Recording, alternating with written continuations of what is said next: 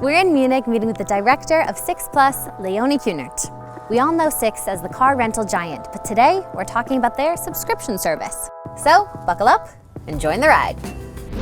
Ooh, great answer.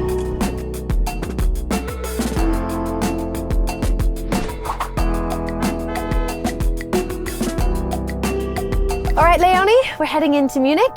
We're going to a cafe that you chose? Yes, exactly. I've never been there before, but it was recommended by a friend, so let's give it a try. Let's do it. Okay.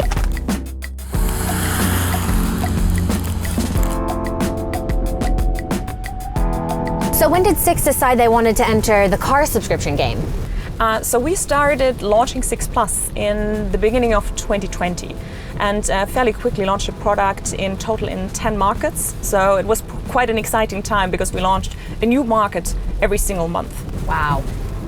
How does SIXT+ define car subscription and what are some of the value propositions within your service? So we truly believe that the beauty of car subscription lies in the month-to-month subscription. That people should have the flexibility of actually deciding whether they want to have a car for the next month or not. And that's, I would say, is number one. Number two is people want to have their car very quickly. So we are able, thanks to our fleet and operations network, to get people into their cars within just a few days.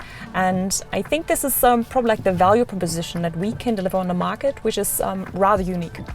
Why do we see so many rental players moving into the car subscription space these days? For us at SIXT, we see very strong synergies between our core car rental short-term business and the car subscription business. For the car subscription business, our existing fleet management operations and processes are very helpful. What has the largest challenge been for SIXT+ regarding car subscription? So for us, certainly, the biggest challenge is still that the product and the service offering of car subscription is just not well known to the market. So we have recently done a panel study with a group of potential new car owners, and we asked them whether they've ever heard about car subscription. And less than a third answered yes. Many car owners just don't even know about the total cost of car ownership. So if you ask customers what they're currently paying monthly on their existing car, hardly anyone would be able to tell you. Exactly. It's always way more than we actually assume. I think so. Absolutely. How do you guys see car subscription enabling and altering how people access vehicles? Car purchase in general is probably one of the biggest investment decisions that people take during their life, probably besides obviously real estate or buying a flat. So they think several times before they actually buy a car. And we cannot take away that hassle and just shorten down that decision period, just because it's easier to digitally subscribe for a month-to-month basis instead of actually deciding for a 3-year leasing contract, for instance, for a car that they've probably never heard about before. Right. So some rentals have said that they've been doing car subscription for decades, and this is just same shit, different wrapping. What's your take on that? So actually, when we decided to go into the car subscription business and launch SIXT+, we decided to completely rebuild and rethink the way we did long-term rental in the past. So we, for instance, invested heavily into a digital interface such that customers are able to adapt and administer the subscription via the app. So we, for instance, implemented a feature such that you can pause your subscription for a period of up to 3 months, or also that you can just adapt your subscription on the go. So for instance, you can adapt your mileage package whenever you need to, or you can add an additional driver simply via the app. And I think this has certainly changed the customer journey a fair bit and also better attracts the digitally prone customers, which we are targeting with SIXT+. How difficult is it to go digital with such a physical asset? So we are not an OEM, but we are providing the rental services around the car, which means that we cannot digitize obviously the car itself, but we can focus on having a digital process around it, whether it might be customer service, whether it might be digital administration of the car subscription, and taking away all of the hassles around owning a car itself. Right. And that's why we are heavily investing into those topics. So rentals have traditionally been used by the OEMs for oversupply of the vehicles.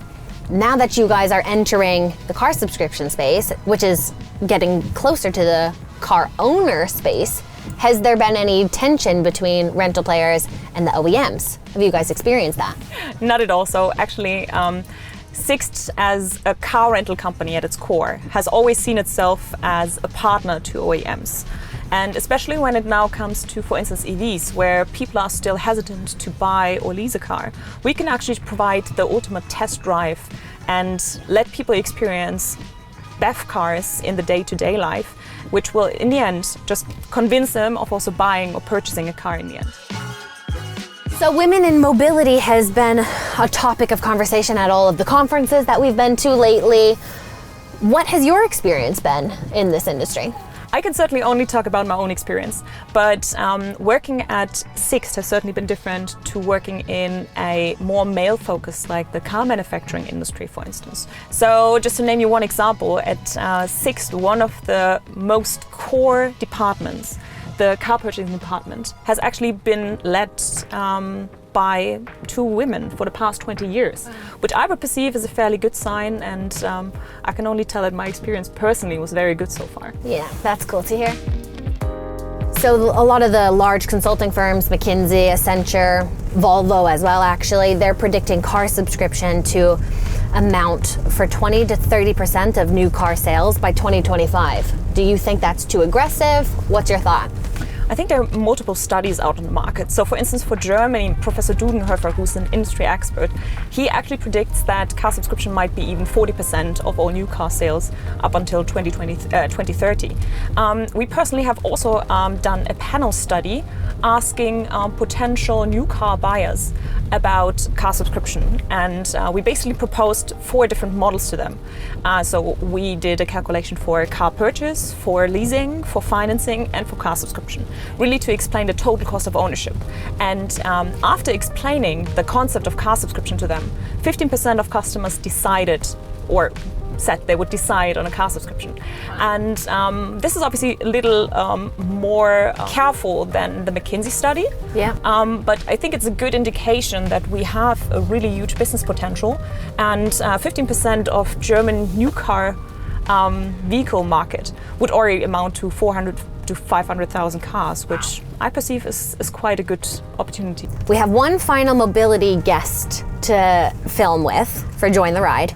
Do you have a mobility question or something you're curious about for them? One question I would have is looking at the current car subscription market. We certainly see a lot of studies around urban customers being most prone to go into car subscription. So my question would be what his or her take is on convincing customers in rural areas around car subscription. Ooh, good question. Final questions are going to come from the car subscription group on LinkedIn. Okay. So, one person would like to know, if your company's vehicles could talk, what do you think they would say about their experience with the customers? They could certainly tell us a lot. For instance, looking at the lost and found stories, I get to hear from my operations colleagues.